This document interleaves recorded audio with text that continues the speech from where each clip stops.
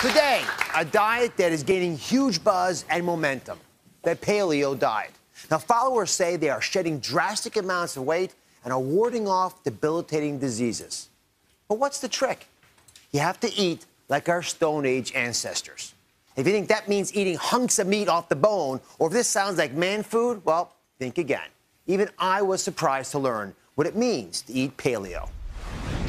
It spawned dozens of books, nearly all bestsellers, and hundreds of blogs, message boards, and magazine articles. So what has everyone so excited about a diet based on cavemen and Stone Age times?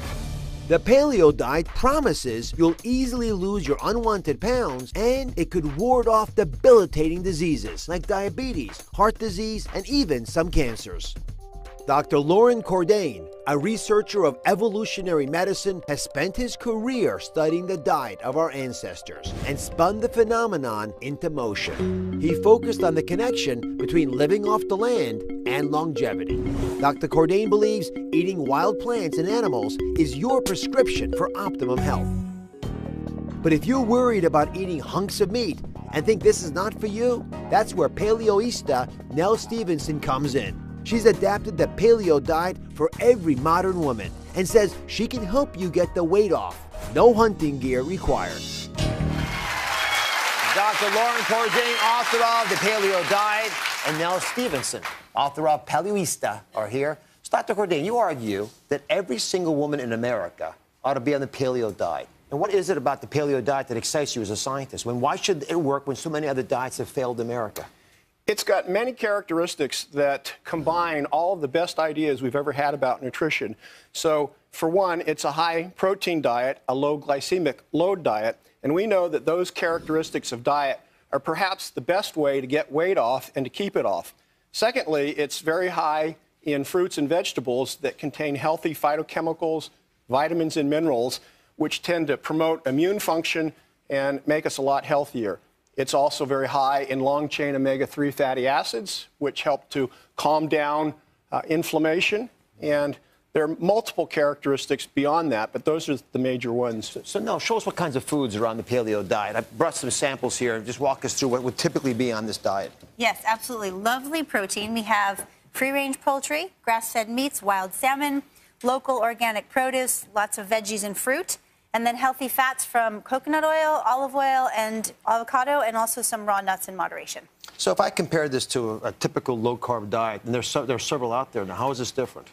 To be clear, it's not the Atkins diet. You're not walking around all day eating hunks of bacon and pieces of cheese. It's actually really balanced, and you're getting a nice amount of local produce in every meal. Well, I must say, I often thought the paleo diet was Fred Flintstone. Yeah. Taking that big hunk of meat that rolled over his car. Exactly. So I see the meat part of it, but for example, there's no dairy on here. Is No. dairy in this program? No, there are no inflammatory foods. So there's no dairy, no grains, no legumes, no refined sugars.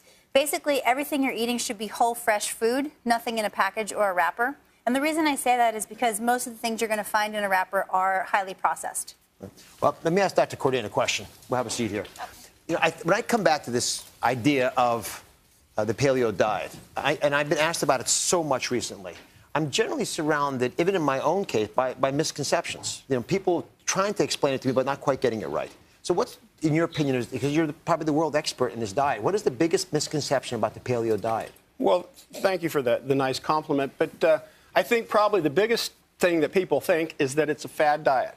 And if it is a fad diet, it's the longest living fad we've ever had. It goes for 2.5 million years up until about 10,000 years ago. You argue actually that it helps reduce heart disease, helps reduce diabetes, high blood pressure. These are big claims. Is there really enough data to back that up? You even challenge the concept that the Mediterranean diet may not be as healthy as this. That's absolutely right. If we look at the endpoints for cardiovascular disease, we can look at blood pressure, we can look at blood cholesterol.